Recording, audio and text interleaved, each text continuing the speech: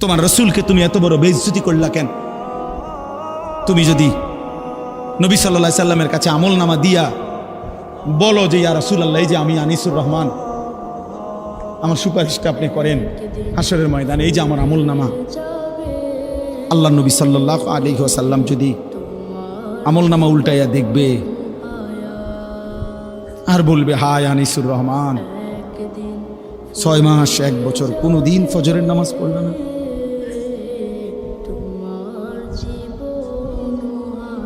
আমার উম্মত আমি 23টা বছর চোখের পানি ফেললাম, আমি কত পাথরের আঘাত সইলাম, আমি ক্ষুধার কষ্টে পেটে পাথর বাঁধলাম, আমি দান দান শহীদ করা রক্ত নিয়ে ময়দানে বেহুশ হয়ে পড়েছিলাম, আমি সারা রাত দাঁড়িয়ে চোখের পানি ফেলে তোমাদের জন্য উম্মতের জন্য কেঁদেছিলাম, বিনিময়ে এই আমল নামা।